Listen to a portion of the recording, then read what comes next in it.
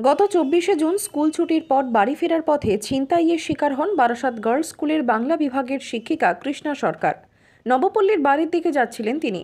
ঠিক সেই সময় ভাটরাপল্লীর রেল লাইনের গলির মুখে একটি সাইকেলে চেপে আসা দুষ্কৃতী তার গলা থেকে সোনার চেন ছিনিয়ে নিয়ে পালিয়ে যায়। ঘটনার পরপরই কৃষ্ণা দেবী বারাসাত থানায় লিখিত অভিযোগ দায়ের করেন। সেই অভিযোগের ভিত্তিতে তদন্তে নামে বারাসাত থানার পুলিশ। তদন্তে নেমে পুলিশ অভিযুক্তকে দ্রুত পাকড়াও করে এবং তার কাছ থেকে ছিনতাই হওয়া সোনার চেন উদ্ধার করে নিয়ে যায়। শুক্রবার বারাসাত জেলা পুলিশের অতিরিক্ত পুলিশ সুপার অতীশ বিশ্বাস, এসডিপিও বিদ্যাগর অজিঙ্ক অনন্ত এবং বারাসাত থানার আইসি মৈনাক ব্যানার্জির উপস্থিতিতে বারাসাত থানায় ওই শিক্ষিকা কৃষ্ণা সরকারের হাতে উদ্ধার হওয়া সোনার চেন তুলে দেন তারা।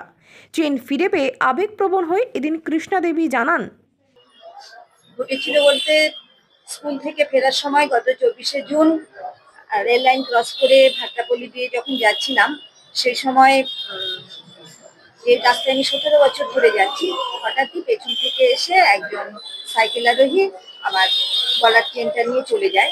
তারপরে আমি চিৎকার করেছিলাম, কিন্তু ধরা যায়নি। পরে আমি থানায় এসেছি। প্রথম দিন থেকে ওদের কর্মতৎপরতা আমাকে মুগ্ধ করেছে। বিশেষত তদন্তকারী অফিসার বাবু যেভাবে ঘটনার আপডেট দিয়ে গেছেন, ইতিবাচক মনোভাব আমার মধ্যে জাগিয়ে তুলেছেন। সত্যি আমি অভিভূত। এই থানা সম্পর্কেও আমার ধারণা বদলেছে এবং সত্যি ওনারা যা কাজ করেছেন অতুলনীয়। কতদিন বাদে আপনি আপনার হাত ফিরে পেলেন? আমি 24শে জুন আমার হাতটা ছিনতাই হয়েছে আর আজকে ফিরে পেলাম। আপনি কোন স্কুলে আছেন? আমি বারাসাত গার্লস স্কুলে। আজকে ঘটনাটা ঘটেছে কোন জায়গায়? 24শে জুন ঘটনাটা ঘটেছে রেল লাইন ক্রস করে 12 নম্বর রেল গেটের দিকে যেতে প্রথম যে গলিটা ভাটরাপল্লী দিয়ে গেল, যেটা পুকুর পাড়ে গিয়ে উঠছে, ওই গলিতে। আপনার বাড়িটা কোথায়? আমার বাড়ি নবপল্লী ছোটবেলায়। পুলিশের এই উদ্যোগ কিভাবে দেখছেন? সত্যি পুলিশ যা করেছে অতুলনীয়। বললামই প্রথমে যে ওরা ভীষণভাবে কর্মতৎপর এবং শুধুমাত্র জিনিসটা উদ্ধারের জন্য নয়, মানসিক সাপোর্ট ওরা দিয়েছেন। বিশেষত ছোট থেকে জেনে এসেছি যে মানুষের জীবনের সবচেয়ে দুটো ঘৃণ্য বৃত্তি হচ্ছে ভিক্ষা আর চুরি। সুতরাং দোষী ধরা পড়ুক, এটাই প্রত্যাশা ছিল।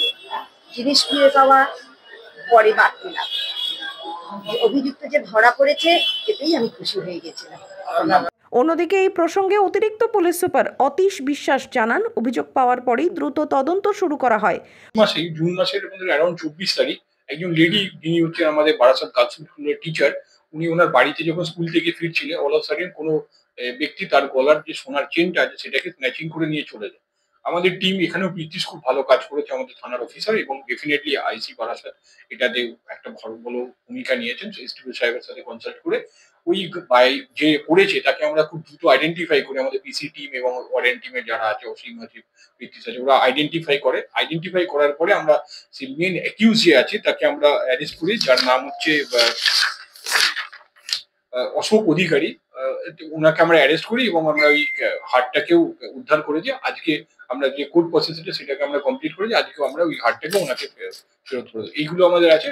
আমরা বিভিন্ন জায়গাতে এরকম অ্যাক্টিভিটি করছি, যেখানে আমরা চেষ্টা করছি মানুষের যেগুলো মিসিং হয়ে যাচ্ছে বা যেগুলো চুরি হয়ে যাচ্ছে সেগুলোকে রিকভার করে তাদের ফেরত দেওয়া। আর সেগুলো বারাসাত জেলা পুলিশের বিভিন্ন থানাতে হচ্ছে, বারাসাত থানাও করেছে। তো আশা করবো আপনাদের মাধ্যমে এই খবরগুলো সঠিক জায়গায় পৌঁছাচ্ছে।